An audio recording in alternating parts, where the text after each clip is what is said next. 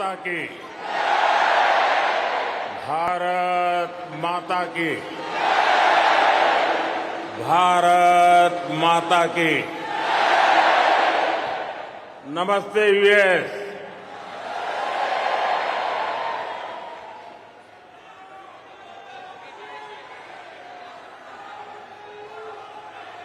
अब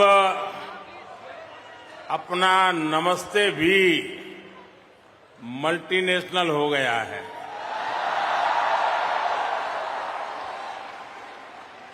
लोकल से ग्लोबल हो गया।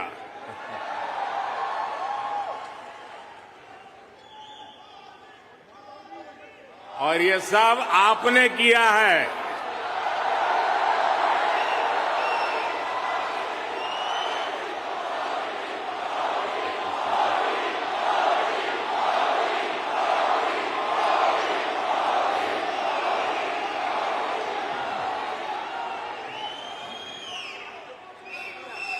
अपने दिल में भारत को बसाकर रखने वाले हर भारतीय ने ये किया है। साथियों, यहां आप इतनी दूर दूर से आए हैं। कुछ पुराने चेहरे हैं, कुछ नए चेहरे हैं। आपका यह प्यार, ये मेरा बहुत बड़ा सौभाग्य है।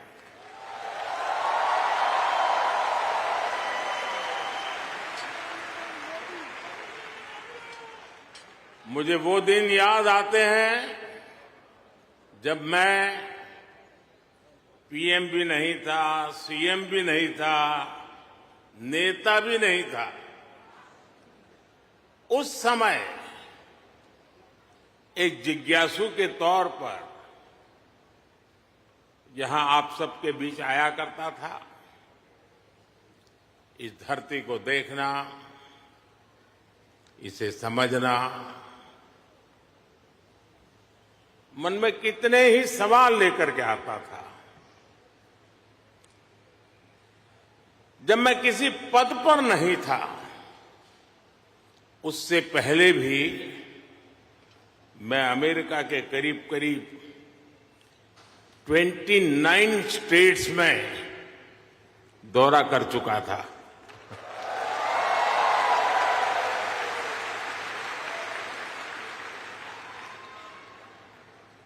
उसके बाद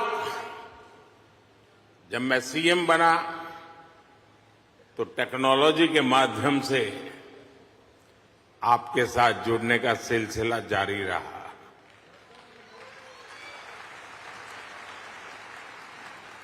पीएम रहते हुए मैंने आपसे अपार स्नेह पाया है, अपनत्व पाया है। 2014 में मेडिसन स्क्वायर,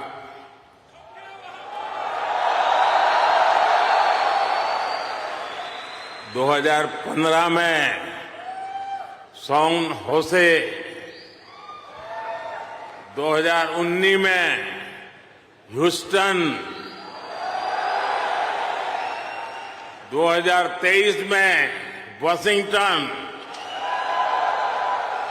और अब 2024 में न्यूयॉर्क।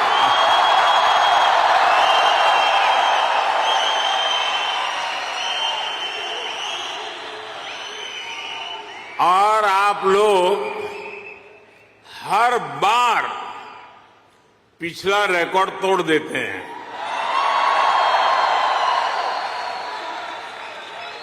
साथियों, मैं हमेशा से आपके सामर्थ्य को, भारतीय डायस्पोरा के सामर्थ्य को समझता रहा हूं। जब मेरे पास कोई सरकारी पद नहीं था, तब भी समझता था और आज भी समझता हूं।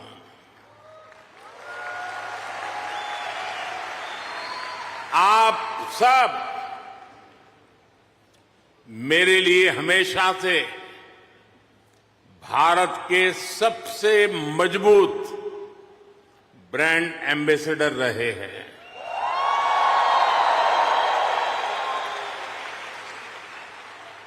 और इसलिए मैं आप सबको राष्ट्रदूत कहता हूं।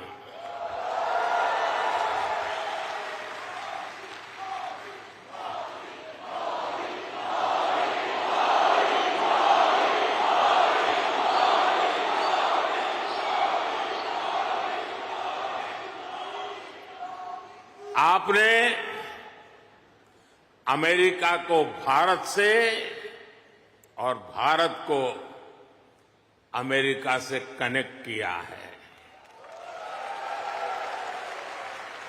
आपका स्किल, आपका टैलेंट, आपका कमिटमेंट, इसका कोई मुकाबला नहीं है।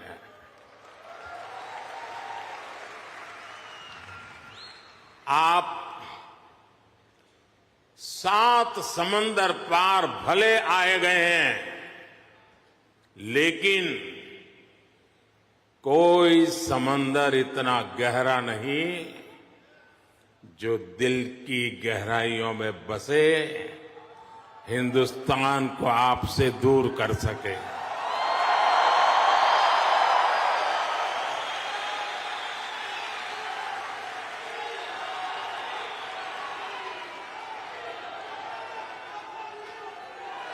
मां भारती ने जो हमें सिखाया है वो हम कभी भी भूल नहीं सकते।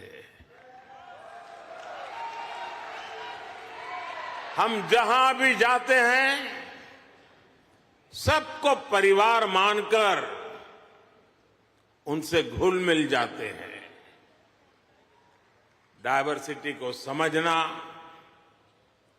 डायवर्सिटी को जीना, उसे अपने जीवन में उतारना, ये हमारे संस्कारों में है, हमारी रगों में है।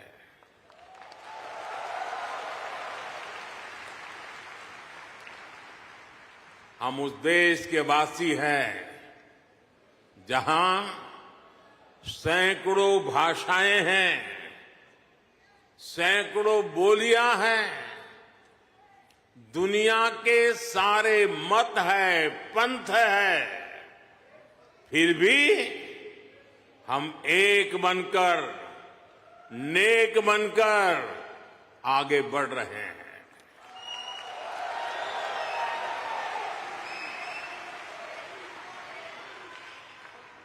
यहां इस हॉल में ही देखिए, कोई तमिल बोलता है, कोई तेलुगु, कोई मलयालम, तो कोई कन्नड़ा, कोई पंजाबी, तो कोई मराठी और तो कोई गुजराती।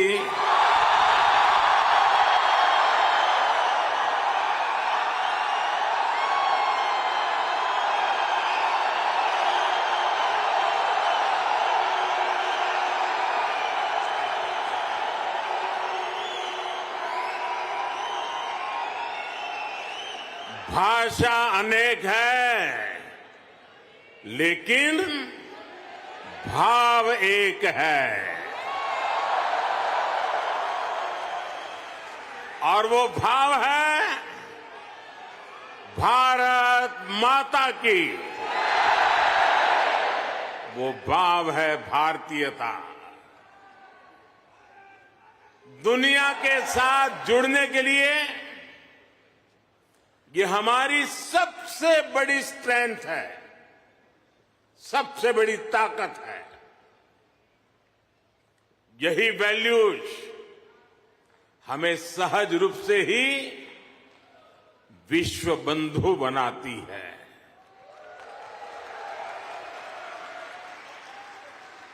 हमारे यहां कहा जाता है, तेन तख्तेन भुंजी था, यानी जो त्याग करते हैं वे ही भोग पाते हैं।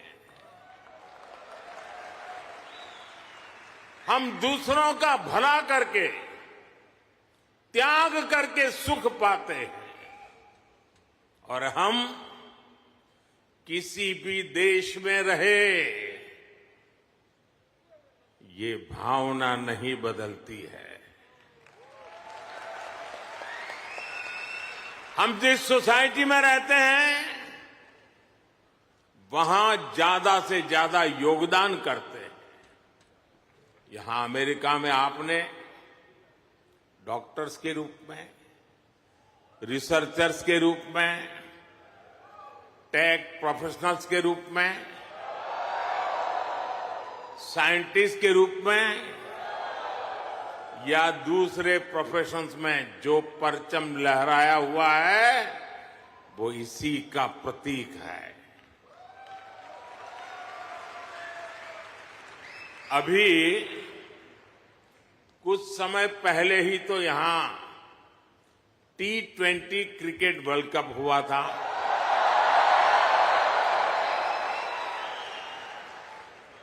और यूएसए की टीम क्या गजब खेली और उस टीम में यहां रह रहे भारतीयों का जो योगदान था वो भी दुनिया ने देखा है।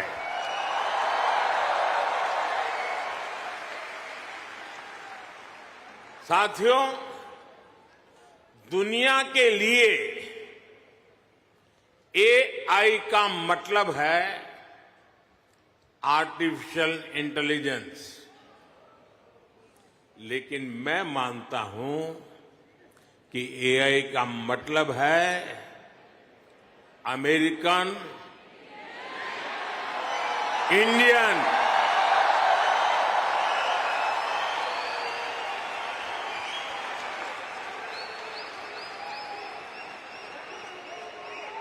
अमेरिका इंडिया, ये स्पिरिट है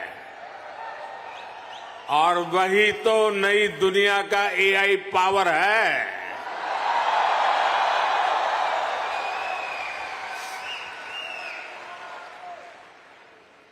यही एआई स्पिरिट भारत अमेरिका रिश्तों को नई ऊंचाई दे रहा है। मैं आप सभी को, इंडियन डायस्पोरा को सैल्यूट करता हूं।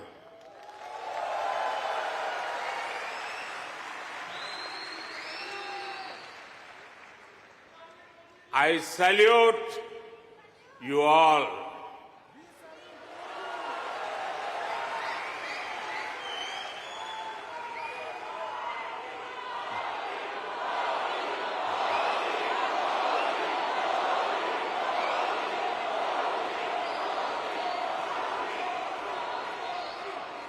साथियों, मैं दुनिया में जहां भी जाता हूं, हर लीडर के मुंह से भारतीय डायस्पोरा की तारीफ ही सुनता हूं।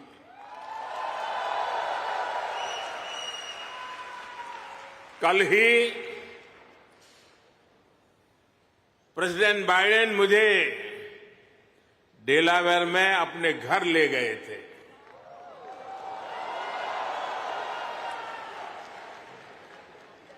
उनकी आत्मीयता, उनकी गर्मजोशी मेरे लिए दिल छू लेने वाला मोमेंट रहा।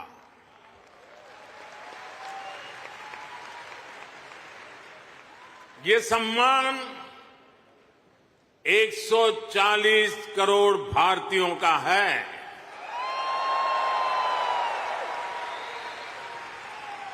ये सम्मान आपका है, आपके पुरुषार्थ का है।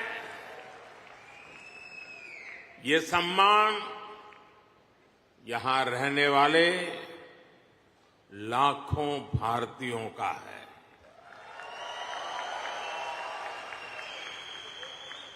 मैं प्रेसिडेंट बाइडेन का आभार करूंगा और साथ ही आपका भी आभार व्यक्त करूंगा।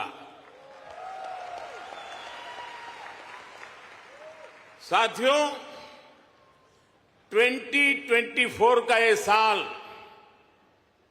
पूरी दुनिया के लिए बहुत अहम है।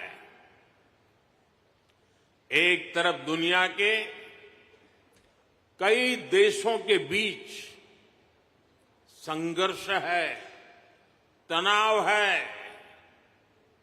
तो दूसरी तरफ कई देशों में डेमोक्रेसी का जश्न चल रहा है।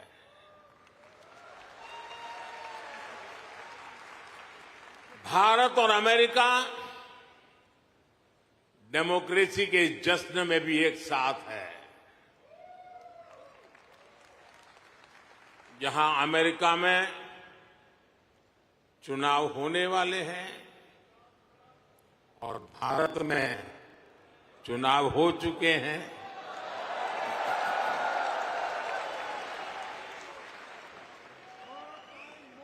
भारत में हुए ये इलेक्शन ह्यूमन हिस्ट्री के अब तक के सबसे बड़े चुनाव थे।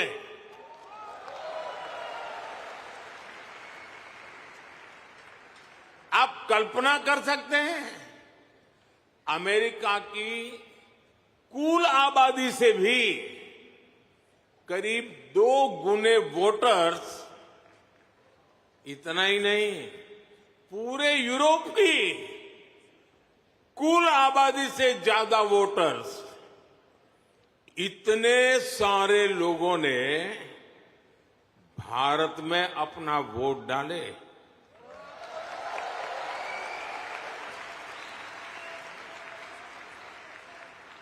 जब हम भारत की डेमोक्रेसी का उसका स्केल देखते हैं तो और भी गर्व होता है।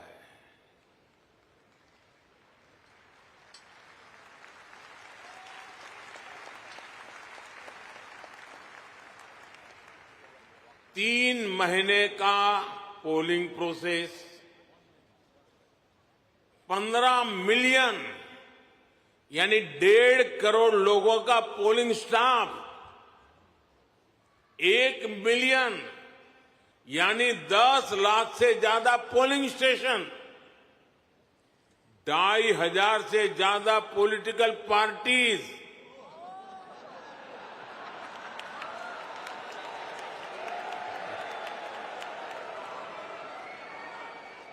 8,000 से ज्यादा कैंडिडेट्स,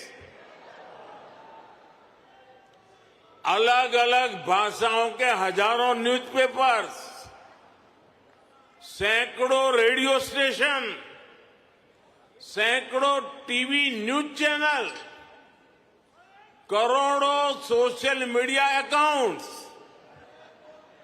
लाखों सोशल मीडिया चैनल्स, ये सब भारत की डेमोक्रेसी को वाइब्रेंट बनाते हैं।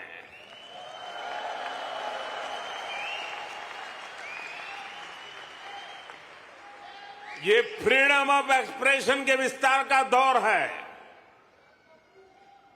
इस लेवल की स्क्रूटनी से होकर हमारे देश की चुनावी प्रक्रिया गुजरती है। और साथियों, इस लंबी चुनावी प्रक्रिया से गुजरकर इस बार भारत में कुछ अभूतपूर्व हुआ है। क्या हुआ है? क्या हुआ है? क्या हुआ है?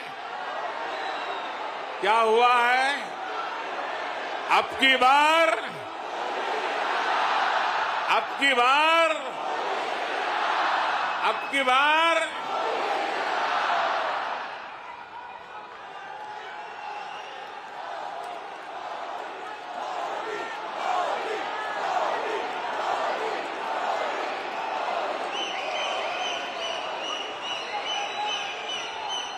साथियों,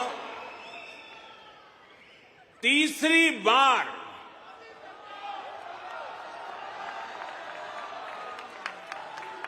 हमारी सरकार की वापसी हुई है।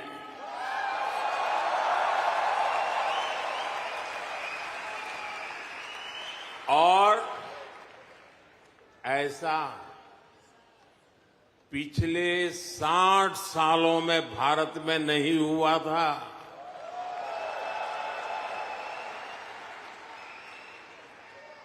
भारत की जनता ने ये जो नया मैंडेट दिया है, उसके मायने बहुत है और बहुत बड़े भी हैं। ये तीसरे टर्म में हमें बहुत बड़े लक्ष्य साधने हैं।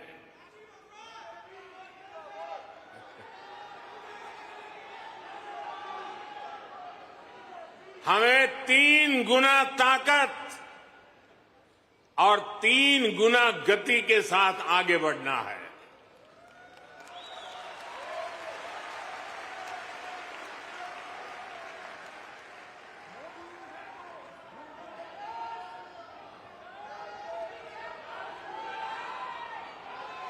आपको एक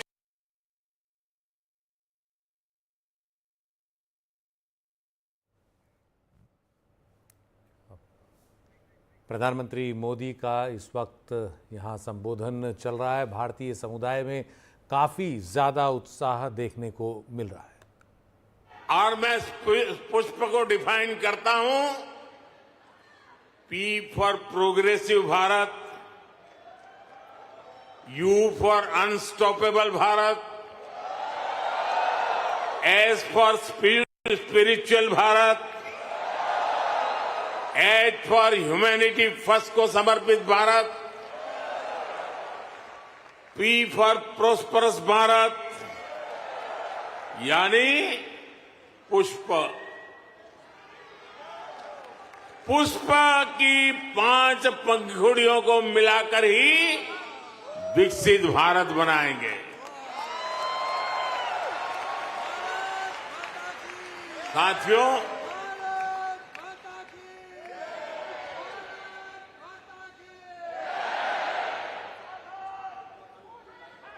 मैं भारत का पहला प्रधानमंत्री हूं जिसका जन्म आजादी के बाद हुआ।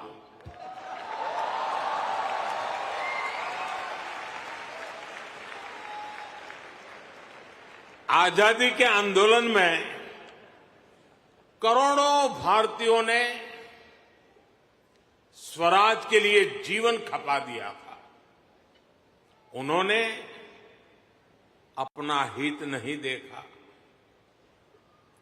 अपने कंफर्ट जोन की चिंता नहीं की।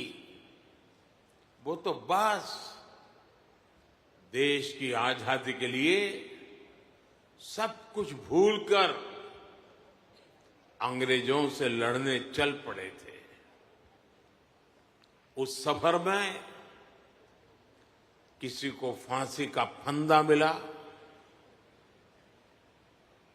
किसी के शरीर को गोलियों से भून दिया गया, कोई यातनाएं सहते हुए जेल में ही गुजर गया,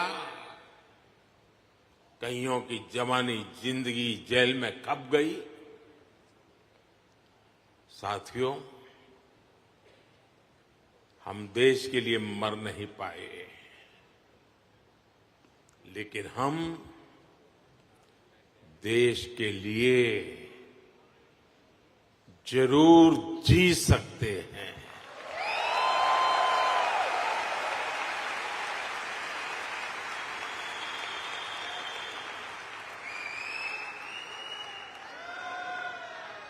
मरना हमारे नसीब नहीं था, जीना हमारे नसीब है।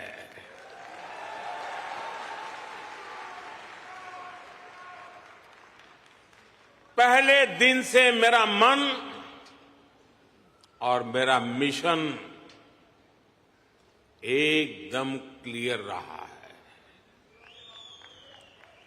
मैं स्वराज के लिए जीवन नहीं दे पाया, लेकिन मैंने तय किया सुराज और समृद्ध भारत के लिए जीवन समर्पित करूंगा।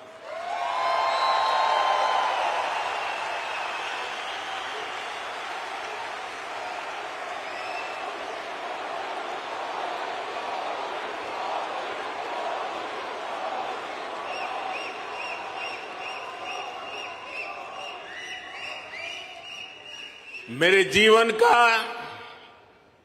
एक बहुत बड़ा हिस्सा ऐसा रहा जिसमें मैं सालों साल तक पूरे देश में घूमता रहा, भटकता रहा। जहां खाना मिला वहां खा लिया, जहां सोने को मिला वहां सो लिया। समंदर के किनारे से लेकर पहाड़ों तक, रेगिस्तान से लेकर बर्फीली चोटियों तक मैं हर क्षेत्र के लोगों से मिला, उनको जाना, समझा। मैंने अपने देश के जीवन, अपने देश की संस्कृति, अपने देश की चुनौतियों का फर्स्ट हैंड एक्सपीरियंस लिया।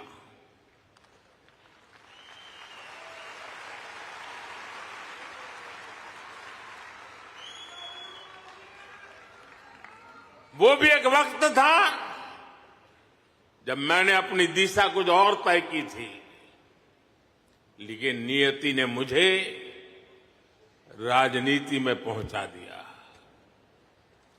कभी नहीं सोचा था कि एक दिन चीफ मिनिस्टर बनूंगा, और बना तो गुजरात का लॉन्गेस्ट सर्विंग चीफ मिनिस्टर बन गया। 13 साल तक गुजरात का चीफ मिनिस्टर रहा। इसके बाद लोगों ने प्रमोशन देकर मुझे प्राइम मिनिस्टर बना दिया।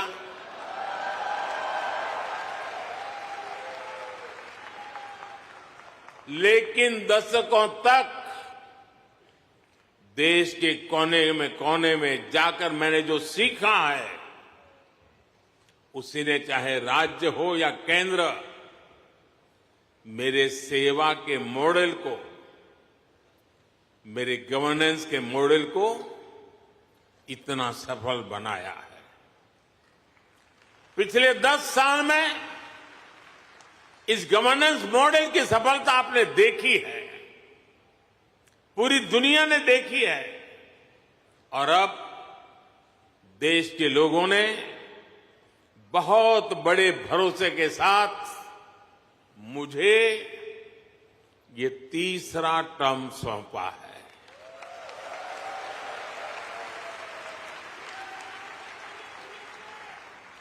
ये थर्ड टर्म में मैं 3 गुना ज्यादा दायित्व बोध के साथ आगे बढ़ रहा हूं। साथियों, आज भारत दुनिया के सबसे युवा देशों में से एक है। भारत एनर्जी से भरा हुआ है, सपनों से भरा हुआ है। रोज नए कीर्तिमान, हर रोज नई खबर। आज ही एक और बहुत अच्छी खबर मिली है। चेस ओलंपियाड में मेंस और वुमेन्स दोनों में भारत को गोल्ड मिला है।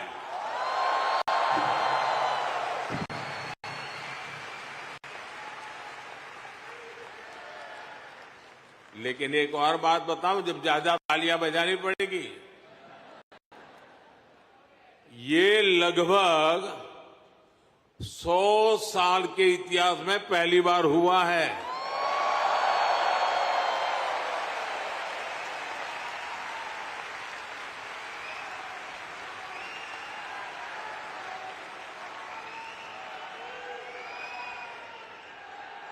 पूरे देश को हर हिंदुस्तानी को हमारे चेस प्लेयर्स पर बहुत गर्व है।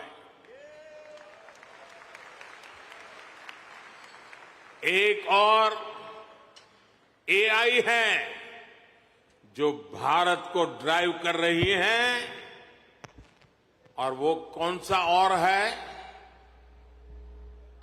वो है A for aspirational, I for India, aspirational India.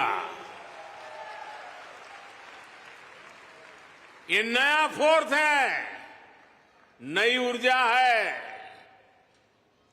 आज करोड़ों भारतीयों की एस्पिरेशन भारत की ग्रोथ को ड्राइव कर रही है। हर एस्पिरेशन नए अचीवमेंट को जन्म देती है, और हर अचीवमेंट नए एस्पिरेशन के लिए खाद पानी बन रही है। एक दशक में भारत 10वें नंबर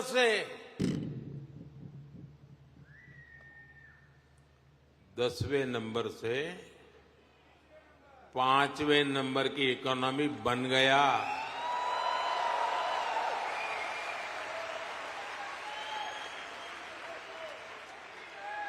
अब हर भारतीय चाहता है कि भारत जल्दी से 3rd लार्जेस्ट इकोनॉमी बने।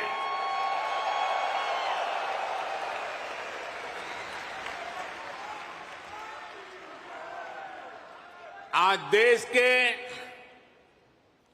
एक बहुत बड़े वर्ग की बेसिक नीड्स पूरी हो रही है। पिछले 10 साल में करोड़ों लोगों को क्लीन कुकिंग गैस की सुविधा मिली है। उनके घर तक पाइप से साफ पानी पहुंचने लगा है। उनके घर में बिजली कनेक्शन पहुंचा है। उनके लिए करोड़ों टॉयलेट्स बने हैं। ऐसे करोड़ों लोग अब क्वालिटी लाइफ चाहते हैं। साथियों, अब भारत के लोगों को सिर्फ रोड नहीं, उन्हें शानदार एक्सप्रेस वे चाहिए। अब भारत के लोगों को सिर्फ रेल कनेक्टिविटी नहीं, उन्हें हाई स्पीड ट्रेन चाहिए।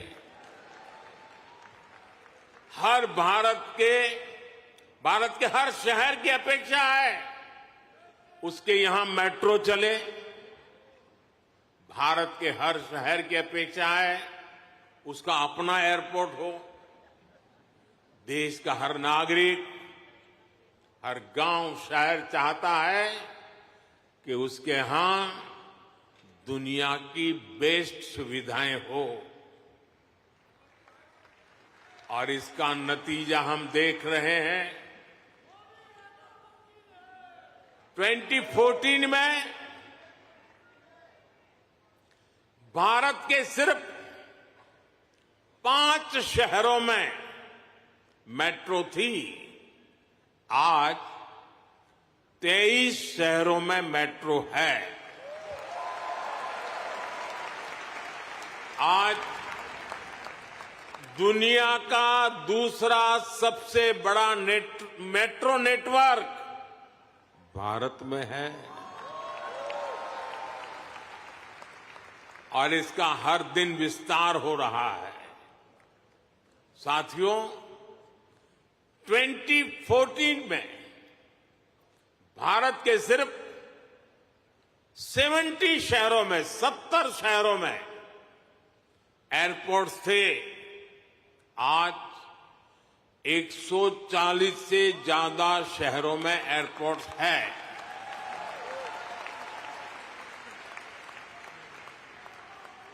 2014 में 100 से भी कम ग्राम पंचायतों में ब्रॉडबैंड कनेक्टिविटी थी। 100 से भी कम।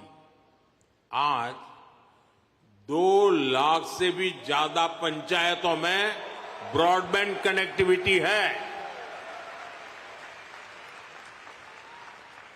2014 में भारत में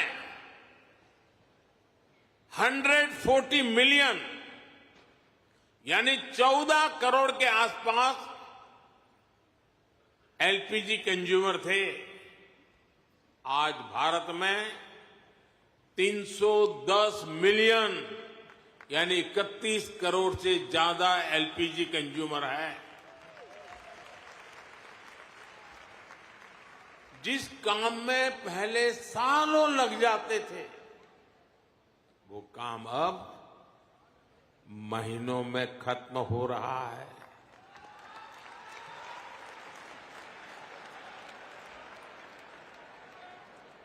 आज भारत के लोगों में एक आत्मविश्वास है,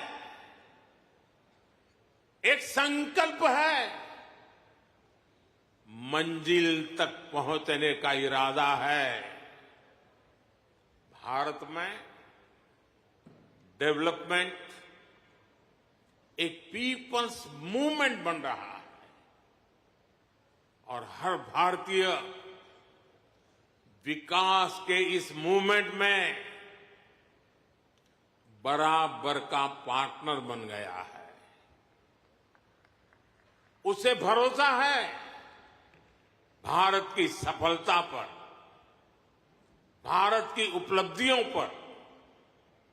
साथियों,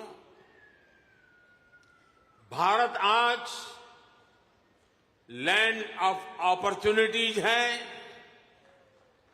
अवसरों की धरती है।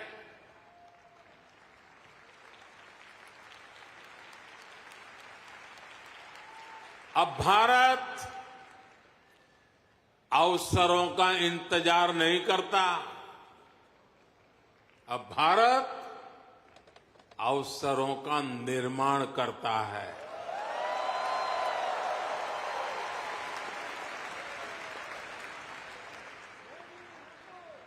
बीते 10 साल में भारत ने हर सेक्टर में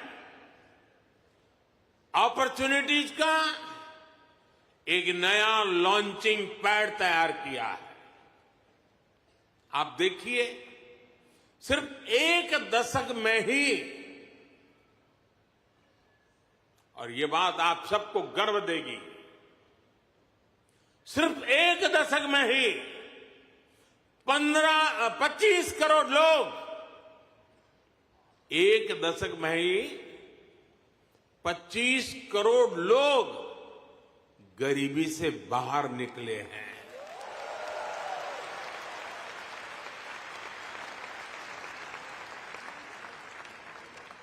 ये कैसे हुआ?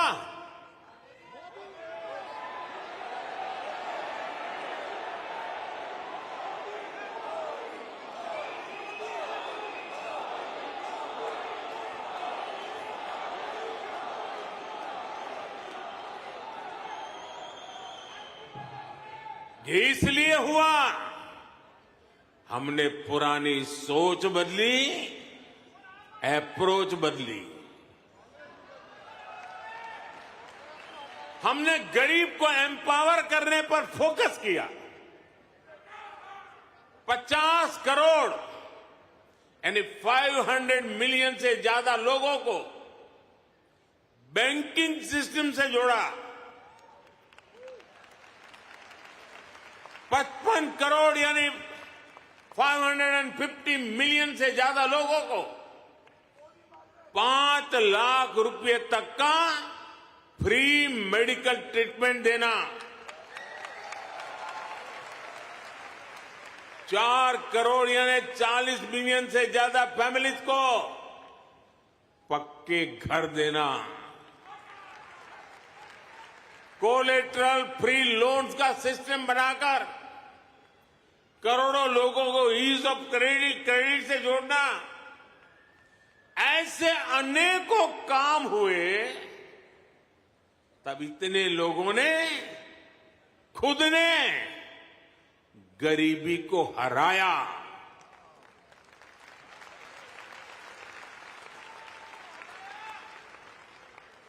और वो गरीबी से निकल करके आज यही नियो मिडिल क्लास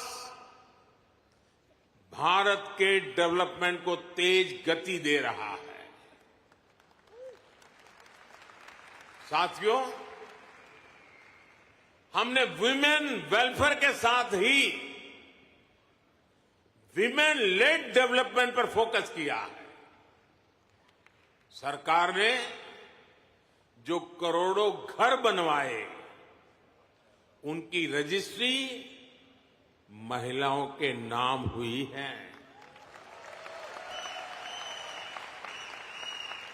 जो करोड़ों बैंक खाते खुले, उसमें आधे से ज्यादा खाते महिलाओं के खाते खुले।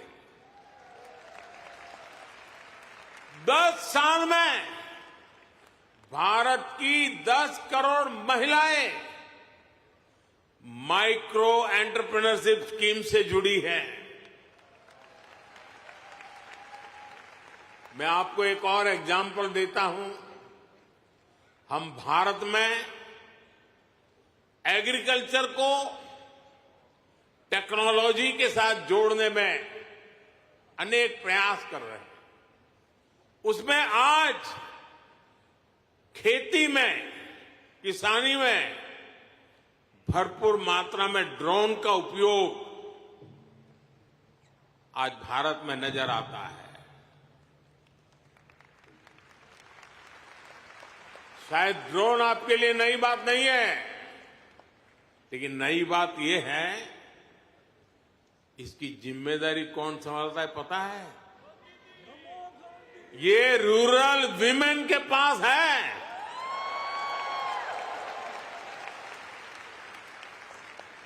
हम हजारों महिलाओं को ड्रोन पायलट्स बना रहे हैं।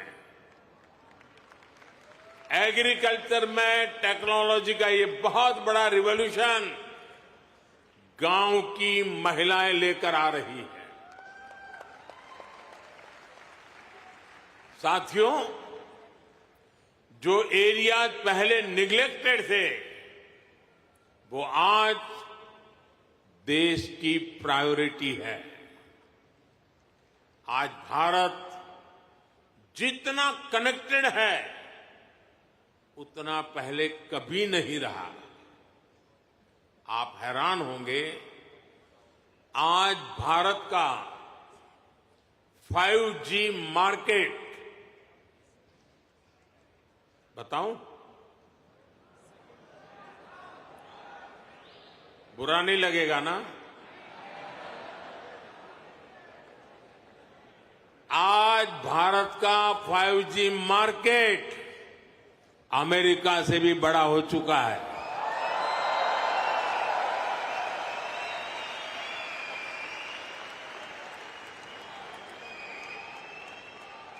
और ये 2 साल के भीतर भीतर हुआ है। अब तो Bharat made in India 6G पर काम कर रहा है। ये कैसे हुआ?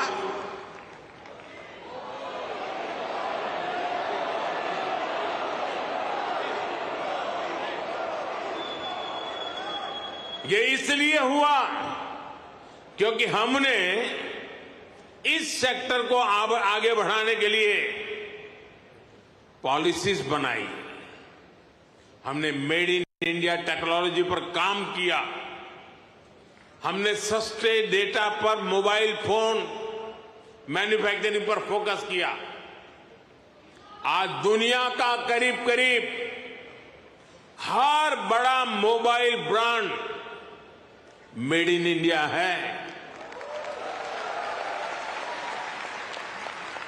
आज भारत दुनिया का दूसरा सबसे बड़ा मोबाइल मैन्युफैक्चरर है। एक जमाना था मेरे आने से पहले जब हम मोबाइल इंपोर्टर थे। आज हम मोबाइल एक्सपोर्टर बन गए हैं।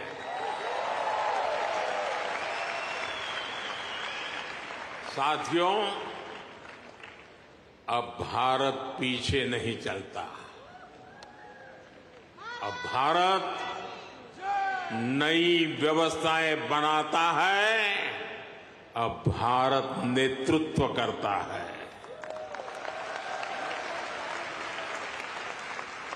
भारत ने डिजिटल पब्लिक इंफ्रास्ट्रक्चर डीपीआई का नया कंसेप्ट दुनिया को दिया है। डीपीआई ने इक्वेलिटी को प्रमोट किया है। ये करप्शन को कम करने का भी बहुत बड़ा माध्यम बन गया है।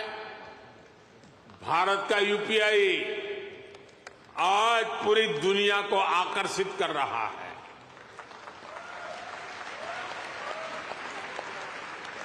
आपकी जेब में वॉलेट है, लेकिन भारत में लोगों की जेब के साथ ही फोन में वॉलेट है, ई वॉलेट है।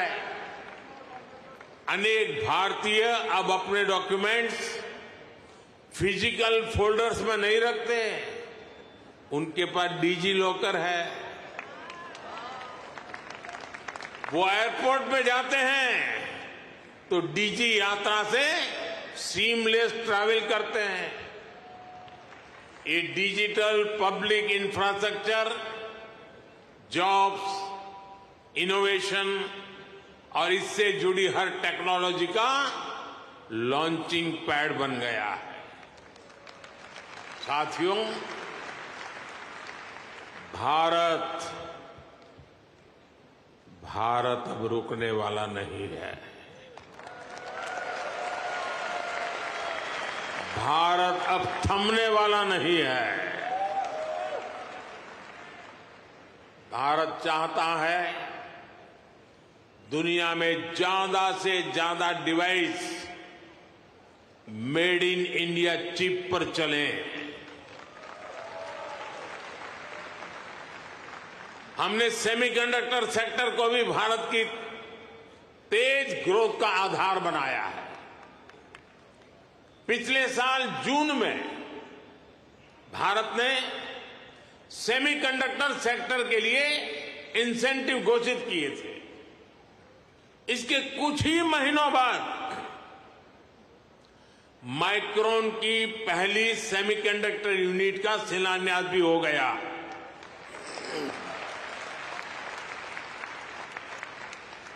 अब तक भारत में ऐसी 5 यूनिट्स स्वीकृत हो चुकी हैं। वो दिन दूर नहीं जब आप मेड इन इंडिया चिप यहां अमेरिका में भी देखेंगे।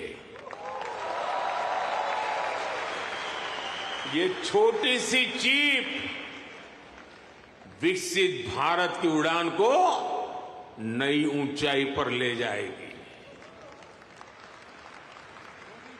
और ये मोदी की गारंटी है।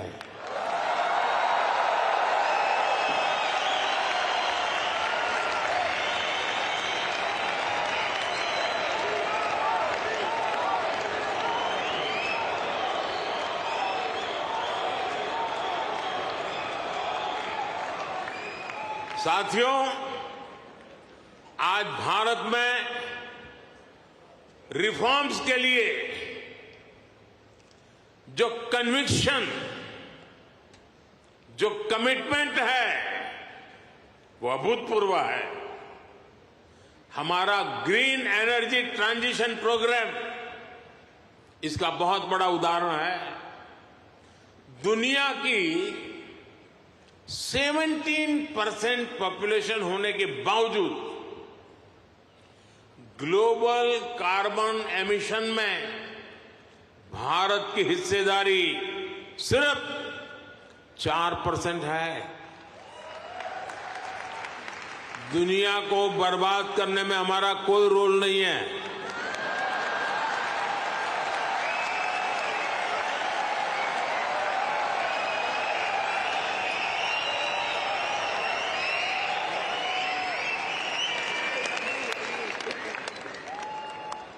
पूरी दुनिया की तुलना में एक तरह से यानी कह सकते हैं ना के बराबर है। हम भी सिर्फ कार्बन फ्यूल जलाकर अपनी ग्रोथ को सपोर्ट कर सकते थे, लेकिन हमने ग्रीन ट्रांजिशन का रास्ता चुना। प्रकृति प्रेम के हमारे संस्कारों ने हमें गाइड किया, इसलिए हम solar, wind, hydro, green hydrogen और न्यूक्लियर एनर्जी पर इन्वेस्टमेंट कर रहे हैं। आप देखिए, भारत G20 का ऐसा देश है जिसने पेरिस क्लाइमेट गोल्स को सबसे पहले पूरा कर दिया।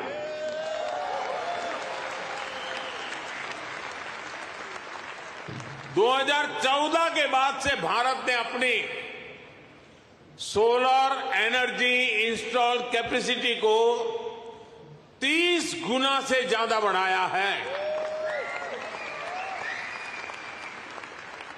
हम देश के हर घर को सोलर पावर होम बनाने में जुटे हैं।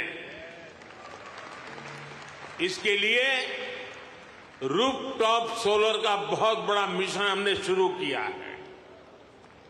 आज हमारे रेलवे स्टेशन और एयरपोर्ट सोलराइज हो रहे हैं।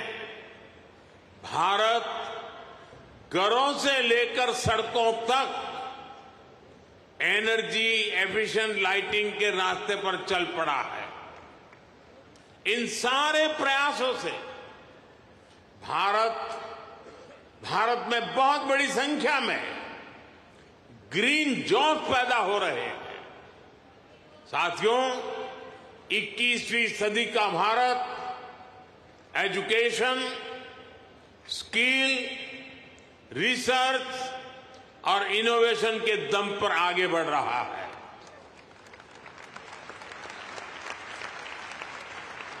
आप सभी नालंदा यूनिवर्सिटी के नाम से परिचित है।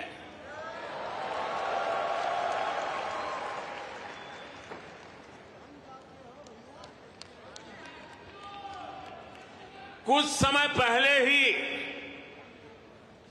भारत की प्राचीन नालंदा यूनिवर्सिटी नए अवतार में सामने आई है।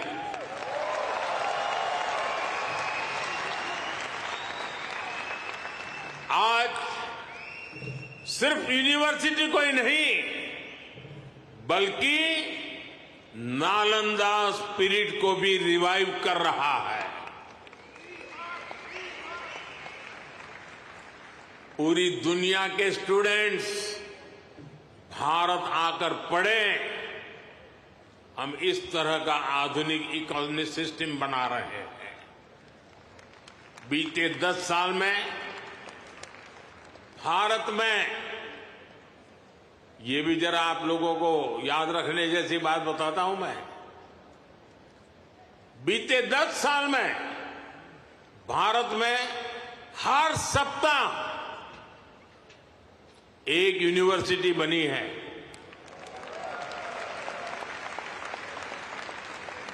हर दिन 2 नए कॉलेज बने हैं। हर दिन एक नई आईटीआई की स्थापना हुई है। 10 साल में ट्रिपल आईटी की संख्या 9 से बढ़कर 25 हो चुकी है। आईआईएम्स की संख्या 13 से बढ़कर 21 हो चुकी है। एम्स की संख्या 3 गुना बढ़कर 22 हो चुकी है। 10 साल में मेडिकल कॉलेजों की संख्या भी लगभग 2 गुनी हो चुकी है। टॉप ग्लोबल यूनिवर्सिटीज भी आज भारत आ रहे हैं, भारत का नाम है। अभी तक दुनिया ने भारत के डिजाइनर्स का दम देखा, अब दुनिया डिजाइन इन इंडिया का जलवा देखेगी। साथियों, आज हमारी साझेदारी पूरी दुनिया के साथ बढ़ रही है। पहले भारत सबसे समान दूरी की नीति पर चलता था, इक्वल डिस्टेंस। अब भारत सबसे समान नजदीकी की नीति पर चल रहा है।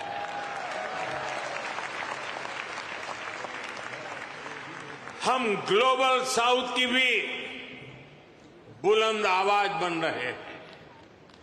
आपने देखा होगा, भारत की पहल पर G20 समिट में अफ्रीकन यूनियन को स्थायी सदस्यता मिली।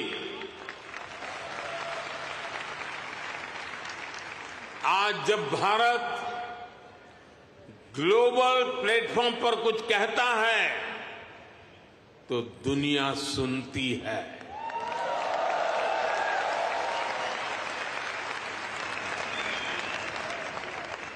कुछ समय पहले जब मैंने कहा कि this is not the era of war, तो उसकी गंभीरता सबने समझी। साथियों, आज दुनिया में कहीं भी संकट आए, भारत फर्स्ट रिस्पॉन्डर के रूप में सामने आता है। कोरोना के समय में हमने 150 से ज्यादा देशों को वैक्सीन और दवाइयां भेजी। कहीं भूकंप आए, कहीं साइक्लोन आए, कहीं गृह युद्ध हो, हम मदद के लिए सबसे पहले पहुंचते हैं। यही हमारे पुरखों की सीख है, यही हमारे संस्कार है। साथियों, आज का भारत दुनिया में एक नए कैटालिटिक एजेंट की रूप तरह उभर रहा है और इसका प्रभाव हर सेक्टर में दिखेगा। ग्लोबल ग्रोथ के प्रोसेस को तेज करने के लिए भारत का रोल अहम होगा। ग्लोबल पीस के प्रोसेस को तेज करने के लिए भारत का रोल अहम होगा। ग्लोबल क्लाइमेट एक्शन को स्पीड अप करने में भारत का रोल अहम होगा। ग्लोबल स्किल गैप को दूर करने में भारत का रोल अहम होगा। ग्लोबल इनोवेशंस को नई दिशा देने में भारत का रोल अहम होगा। ग्लोबल सप्लाई चेन में स्टेबिलिटी के लिए भारत का भूमिका अहम होगा। साथियों, भारत के लिए शक्ति और सामर्थ्य का अर्थ है, भारत के लिए शक्ति और सामर्थ्य का अर्थ है ज्ञानाय, दानाय, च रक्षणाय। यानी knowledge is for sharing, wealth is for caring, power is for protecting. इसलिए भारत की प्राथमिकता दुनिया में अपना दबाव बढ़ाने की नहीं, अपना प्रभाव बढ़ाने की है।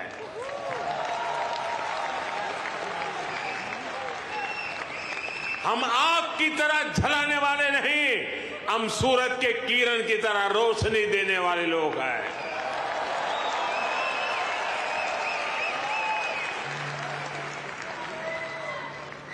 हम विश्व पर अपना दबदबा नहीं चाहते, हम विश्व की समृद्धि में अपना सहयोग बढ़ाना चाहते हैं। योग को बढ़ावा देना हो, सुपर फूड मिलेट्स को बढ़ावा देना हो, मिशन लाइफ यानी लाइफ स्टाइल फॉर एनवायरमेंट का विजन हो, भारत जीडीपी सेंट्रिक ग्रोथ के साथ ही ह्यूमन सेंट्रिक ग्रोथ को भी प्राथमिकता दे रहा है। मेरा आपसे भी आग्रह है, यहां मिशन लाइफ को ज्यादा से ज्यादा प्रमोट करिए।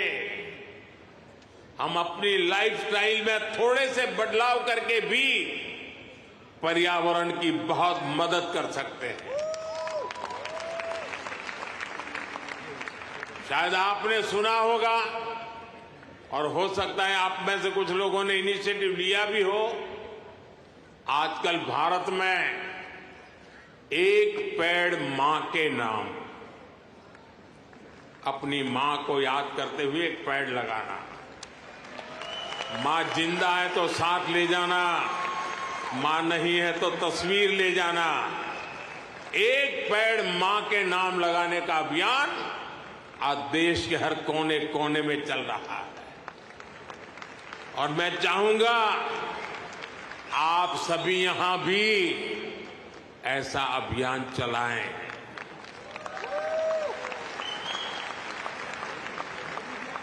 ये हमारी जन्मदाता मां और धरती मां दोनों का यश बढ़ाएगा।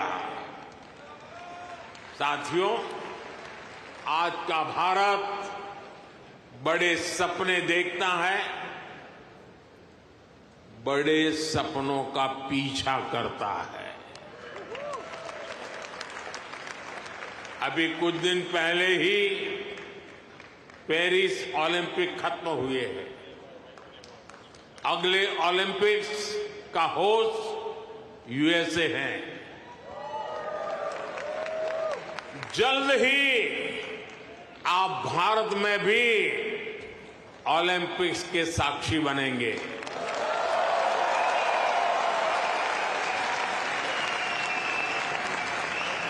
हम 2036 के ओलंपिक्स की मेजबानी के लिए हर संभव प्रयास कर रहे हैं। स्पोर्ट्स हो, बिजनेस हो या फिर एनवायरमेंट, एंटरटेनमेंट, आज भारत बहुत बड़े आकर्षण का केंद्र है। आज आईपीएल जैसी भारत की लीग्स दुनिया की टॉप लीग्स में से एक है। भारत की फिल्में ग्लोबली धूम मचा रही हैं। भारत आज ग्लोबल टूरिज्म में भी परचम लहरा रहा है। दुनिया के अलग अलग देशों में भारत के त्योहार मनाने की होड़ है। मैं देख रहा हूं इन दिनों हर शहर में लोग नवरात्रि का गरबा सीख रहे हैं।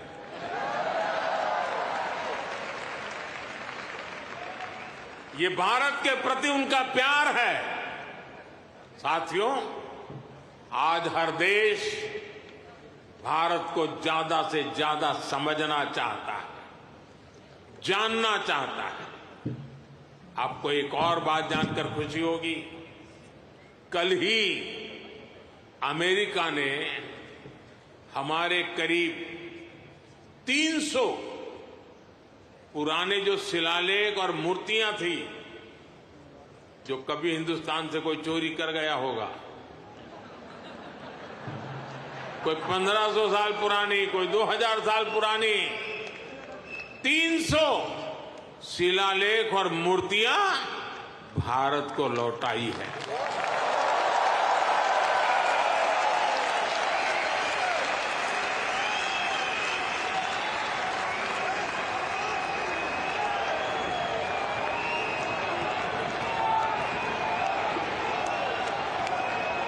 अभी तक अमेरिका ऐसी लगभग 500 धरोहरें भारत को लौटा चुका है। ये कोई छोटी सी चीज लौटाने का विषय नहीं है। ये हमारी हजारों वर्षों की विरासत का सम्मान है। ये भारत का सम्मान है और ये आपका भी सम्मान है। मैं अमेरिका की सरकार का इसके लिए बहुत आभारी हूं। साथियों, भारत और अमेरिका की पार्टनरशिप लगातार मजबूत हो रही है। हमारी पार्टनरशिप ग्लोबल गुड के लिए है। हम हर क्षेत्र में सहयोग बढ़ा रहे हैं और इसमें आपकी सहूलियत का भी ध्यान है। मैंने पिछले साल ये घोषणा की थी कि सिएटल में हमारी सरकार का नया कॉन्सुलेट खोलेगी। अब ये कॉन्सुलेट शुरू हो चुका है। मैंने 2 और कॉन्सुलेट खोलने के लिए आपके सुझाव मांगे थे। मुझे आपको ये बताते हुए खुशी है कि आपके सुझावों के बाद भारत ने बोस्टन और लॉस एंजलिस में 2 नए कॉन्सुलेट खोलने का निर्णय लिया है।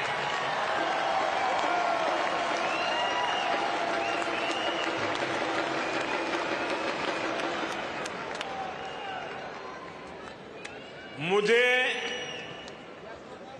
यूनिवर्सिटी ऑफ ह्यूस्टन में Thiruvalluvar chair of Tamil studies को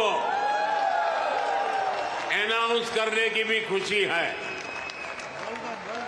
इससे महान तमिल संत थिरुवल्लुवर का दर्शन दुनिया तक पहुंचाने में और मदद मिलेगी। साथियों, आपका ये आयोजन वाकई शानदार रहा है। यहां जो कल्चरल प्रोग्राम हुआ वो अद्भुत था। मुझे ये भी बताया गया है कि इस इवेंट के लिए हजारों लोग और भी आना चाहते थे, लेकिन वेन्यू छोटा पड़ गया। जिन साथियों से मैं यहां मिल नहीं पाया, उनसे मैं क्षमा चाहता हूं। उन सभी से अगली बार मुलाकात होगी, किसी और दिन, किसी और वेन्यू पर। लेकिन मैं जानता हूं उत्साह ऐसा ही होगा, जोश ऐसा ही होगा। आप ऐसे ही स्वस्थ रहें, समृद्ध रहें, भारत अमेरिका दोस्ती को ऐसे ही मजबूत करते रहें। इसी कामना के साथ आप सभी का बहुत बहुत धन्यवाद। मेरे साथ बोलिए भारत माता की, भारत माता की, भारत माता की।